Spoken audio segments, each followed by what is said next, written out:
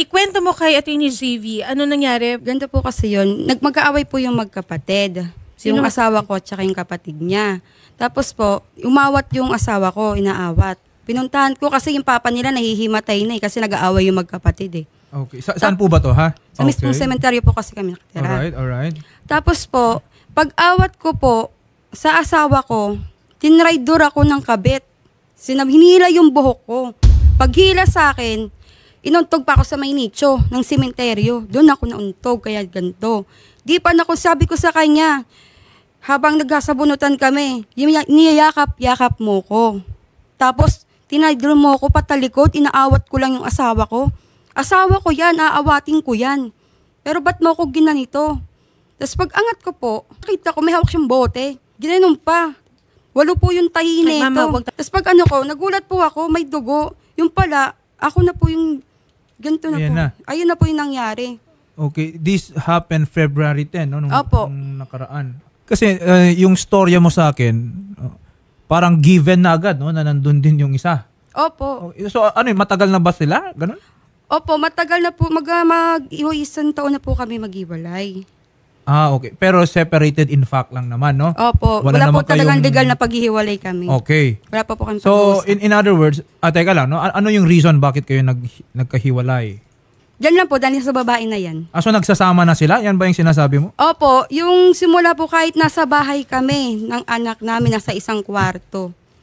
Pumupunta pa po siya doon sa babae niya. Bago siya umuwi galing trabaho, dinadaanan niya muna yung babae niya bago buong pamilya niyang daanan niya. Magandang hapon sa iyo, ha, Aaron, no? Tingnan mo naman tong itsura ni Ma'am Shara Gabriel, ha? Bakit may bandage siya sa muka? Alam mo ba nangyari dyan? Opo. Okay, anong nangyari doon? Ano po yan, sir? Nag-aaway po kami ng kapatid ko. Ano po yan kasi nanonood po kami ng PBA. Nagiinuman po kami. Okay. Ngayon nag-aaway po, nagtatalo po yung kapatid ko tsaka yung airpod ko.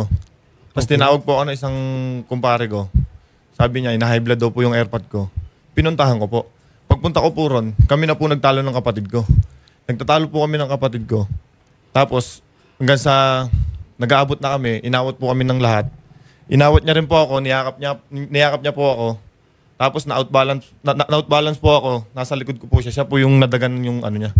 Yung nadaganan ko po siya, kaya pumutok yung kilay niya. Oh, wait lang. So ang sinasabi mo, yung injury na yan, okay, it was just the result dahil, hinila ka niya? Opo.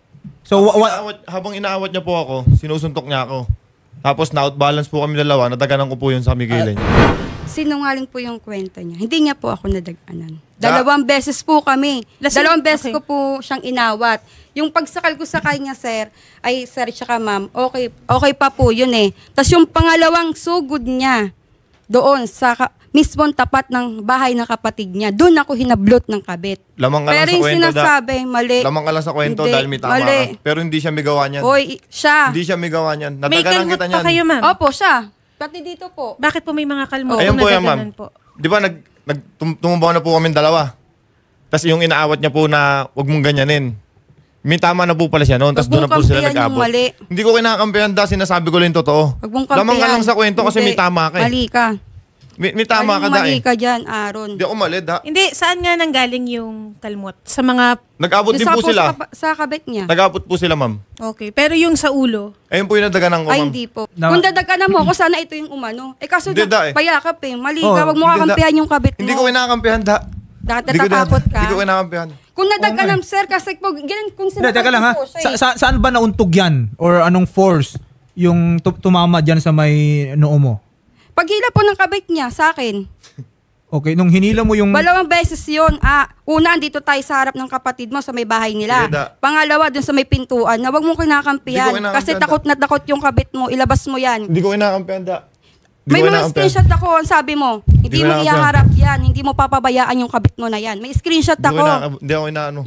May screenshot ako, Aaron. Hindi screenshot mo. Talaga, mayabang ka pa dito. Hindi ako mayabang, Sinasabi Sinasabi ko lang yung totoo. Asan na siya? Sinasabi ko lang yung totoo. Tapos ito pa po, pagtapos po namin, ito pa po nagkwento po. May nagkwento na lang po, pero hindi ko na po sasabihin yung pangalan ko sino. Sabi po, bago niya, hindi siya nagsugod sa akin sa ospital eh. Sinundan niya lang ako. Nagsugod sa akin sa ospital, pamangking niya.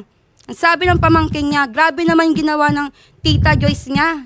Yung kabit neto, okay na kayo, nagyakapan na kayo, bigla kang ginanyan.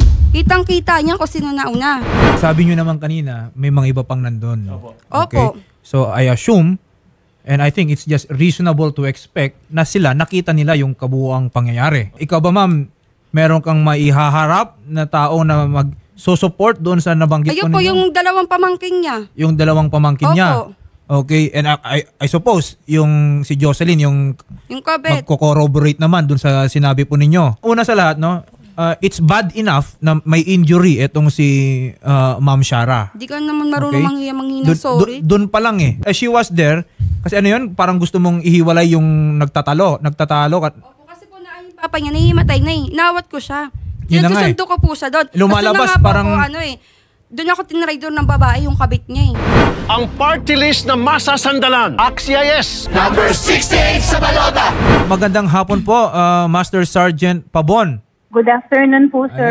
Ito na nga, no, may injury sa ulo itong si Ma'am Shara at sinasabi niya yung kinakasama ata ng kanyang mister yung may kagagawa nun. Of course, the other side is denying. Pero natanong ko naman sa kanila that there are people who will corroborate their respective stories. Siguro, Master Sergeant, let's interview them. Okay? Itong mga involved dito, yung mga nakakita, alam nyo naman, yung magsisinungaling dyan, makikita natin, no? Merong contradiction dyan sa magiging narrative ng mga yan, malalaman natin kung sino sa kanila yung nagsisinungaling. Pero in any case, ano po ba ang bala nyo dito, ma'am? No? Bala nyo, Sir, kailan po kaya nangyari insidente po? nangyari po ito, ma'am, February 10 ng alauna, no? Opo, may medical na po kaya si ma'am? Opo, meron po. Yes po, Master Sergeant, meron na pong medical si Ma'am Shara. Papuntahin na lang namin siya, sir, sa office para po ma-advise namin siya, sir, kung ano po yung gagawin niya para po makapag-file siya ng case against po dun sa babae pong nanakit sa kanya, sir. Aside from the injury to her forehead, sa noo niya, meron din kami nakikitang mga kalmot doon sa kanyang pisngi, meron din sa leeg. So obviously, may nangyaring parang sabunutan. Opo. Mayroon pa po ako dito mga pasa. On the other parts of her Kasi body. dito pa po sa likod. Okay. So, ang sa amin lang naman po, no, Sergeant Pabon, Opo, pa-medical. Pero ito we lang po just nakita want nila to yung know pasay. ano talaga yung nangyari dito at kung may nangyaring pagkakasala, then let's make those persons accountable. Opo, sir. Pag kinuhanan namin siya, sir, ng salaysay, papabanggit po namin sa kanya kung sino-sino po yung present doon na mga pwede niyang maging witness po sa pag-file ng case po sa court. Ayun, no? Opo, no, kunin na lang din natin ha, Executive Master Sergeant Pabon, yung kanilang... Papuntahin nyo na lang, sir, sa office po para po ma-advise po namin kung kinakailangan po ihatid namin siya doon sa substation po kung saan nasasakop yung lugar, gagawin po namin, sir. May element din dito ha, nung vowsy. Kasi insofar as the law is concerned, si Shara, si Ma'am, at kayo po, Sir Aaron, you are still married. Okay? So, anong ginawa mo nung nakikita mo nagsasabunutan na sila? Wala po siya doon. Ay, wala kayo doon. Nakita ko na lang po, pinag-iwalay. Tapos Ayun na. lang po yung nakita Okay, niya, pero di nga nakita yung buong buo. Pero in any case, pwede nating sabihin na yung problema na yan would not have happened in the first place kung wala doon itong si Jocelyn. Okay, we don't know. Ha? Kaya nga po, hinihingi natin ng tulong po ni Executive Master Sergeant Pabon, makita natin ano ba yung kumpletong pangyayari. So, if you have, sabi mo naman, merong nakakita, no? So, magpasama po tayo doon sa kapulisan. They have to give their narrative, no? Magandang hapon po, Ma'am Michelle. Hello po. Ma'am, nakarating po ba dyan sa tanggapan po ninyo itong pangyayari noong February 10 between Shara Gabriel at si Jocelyn Bautista? Apo, sir. Okay. Kasi nanghingi na kami ng tulong ng ating kapulisan. Gusto namin malaman no, yung kompletong pangyayari at mapanagot kung sino man ang narapat na managot. Maari po ba, Ma'am Michelle, through your assistance and through the help of the barangay, siguro, no, we can come up, no, mapag-meeting natin sila, or if hindi talaga possible, then kung sino man po yung nakakita, let's just help get their testimony. Okay po. Oo. Umaasa po kami ha, Ma'am Michelle Moniz, ng tulong po ng Barangay Tugatog, Malabon. Okay po, thank you po. Sir, may mensahe ka kay Shara? Sa akin kung ano yung gusto mong gawin. Gagawin ko. Maayos lang. Ang gusto ko lang naman po, talaga panagutan nila itong dalawa. Gusto ko po sila makulong. Lalo na yung babae, apakayabang. Pero nagtatago siya. Asan siya? Ayun lang po talaga gusto ko. Bigyan sila ng kung ano man nararapat sa kanilang dalawa. Makapal yung mukha nilang dalawa. Sige, ma'am. Kausapin po namin kayo doon, ha? Apo. Papa-appearin din natin yung Jocelyn. Apo, gusto ko Salamat, talaga sir, ha? makaharap yun.